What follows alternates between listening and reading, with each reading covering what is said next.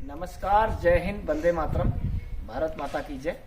परिहार विजय पथ में आप सभी का स्वागत। आज कुछ एक अलग सा विशेष विषय, ऋतु परिवर्तन कहिए, मौसम कहिए, भारतीय उपमहाद्वीप की उष्णकटिबंधीय जलवायु और उससे संबंधित बदलते ऋतुओं के अनुसार त्योहार कहिए, जिसे आज फूलदेई कहा जाता है। चैत्र मास की पहली गते को जो हम फूलदेई मनाते हैं, और इसी प्रकार से 6 ऋतु, बसंत को, चैत वैशाख के महीने को बसंत कहा जाता है, जेठ आषाढ़ को गर्मी कहते हैं, सावन भादो वर्षा ऋतु होगी, और असोज कार्तिक को हम शरद ऋतु कहते हैं, जब पत्तियां झड़ने लग जाती है और एक बार फिर से सर्दी आने लगती है। उसके बाद हेमंत ऋतु, जब बर्फ पड़ रही होती है, मंगशीर, मार्गशीर्ष जिसे कहे, और पौष का महीना। उसके बाद माघ और फाल्गुन के महीने को शिशिर ऋतु कहा जाता है।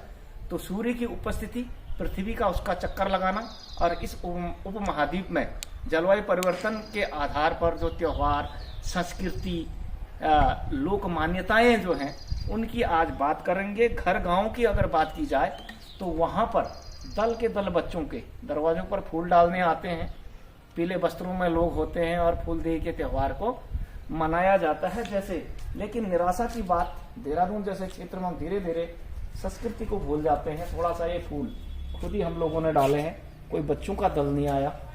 बड़ी निराशा की जो बात है यहाँ पे। तो इस प्रकार से पहाड़ों की झलक आप देख सकते हैं, जिन्होंने अभी भी कल्चर को बचा के रखा है। कल्चर को मनाने बताने का एक छोटा प्रयास स्कूल के बच्चे, ट्यूशन वाले बच्चों के माध्यम से। तो बसंत ऋतु का आगमन जैसा आप देख सकते हैं, जरा पेड़ पौधों की तरफ लगाइए, नई कलियों का आना, नए फूल पत्तियों का आना, जरा इधर भी लगाइए। बहुत ज्यादा वृक्ष तो यहाँ नहीं है। और मौसम परिवर्तन, ऋतुराज बसंत कहा जाता है, सर्वश्रेष्ठ महीना, सर्वश्रेष्ठ ऋतु। और ऋतुराज सूर्य, जिसके जिम्मेदार पहले ही बता दिया गया है कि किस प्रकार मौसम परिवर्तन। तो पहाड़ों में लोगों ने वीरान होने से बचाया है, भूतिया होने से बचाया है, संस्कृति को उन लोगों ने बरकरार रखा है। उम्मीद है कि पर्यावरण और प्रकृति को भी बरकरार रखें, जिससे जो हमारा सर्वश्रेष्ठ हिमालय है, उस हिमालय में ग्लेशियर बने रहें, और गंगा एक नदी के रूप में जो सदियों से प्रभावित हो रही है, या उसकी धाराएं, उनमें पर्याप्त पानी रहे, जिसे आप दूसरे शब्दों में कह सकते हैं जल ही जीवन है, स्रोतों का जल ना सूखे, ये भी ध्यान रखने की बात है। तो इन सब बातों के लिए, प्रकृति को बचाने के लिए जो भी लोग आज पहाड़ों में हैं, एक बार फिर से धन्यवाद करना चाहता हूँ।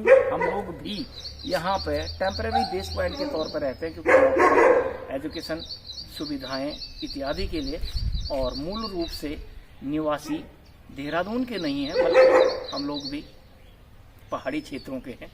तो भगवान बद्र विशाल की कृपा बनी रहे, और आप सभी यहाँ भी उसी प्रकार फूलदेई का त्योहार मनाने की कोशिश करें। जहाँ तक मैं ज़्यादा दूर जा नहीं सका, पाँव का ऑपरेशन हो रखा है घुटने का, जैसा आप देख पा रहे हैं, लेकिन मैंने दूर दूर तक फूलदेई की जो परंपरा है वो देखी नहीं है। तो हम किधर जा रहे हैं? वैलेंटाइन डे के हम जरूर मनाते हैं, जबकि वो पुलवामा शहीद दिवस को हम भूल जाते हैं। 1 अप्रैल को हम अप्रैल फूल कहते हैं, हमें मूर्ख बनाया गया, क्योंकि वो हमारा विरासती महीना है। उस दिन बहुत सारे ऑफिशियल वर्क, बहुत सारी चीज़ें होती हैं, तो उसे भुलाने की कोशिश की गई। ये 1-2 उदाहरण थे। इसी प्रकार से हम दूसरों के कल्चर को तो अपना लेते हैं, क्या वो भी आपका कल्चर अपना रहे हैं? जो दूसरों के कल्चर में अच्छाई है उसे अपनाना बुरी बात तो नहीं कह सकता हूँ, लेकिन क्या अपना कल्चर छोड़ देना चाहिए, जो कि एक शाश्वत साइंस से जुड़ा हुआ है।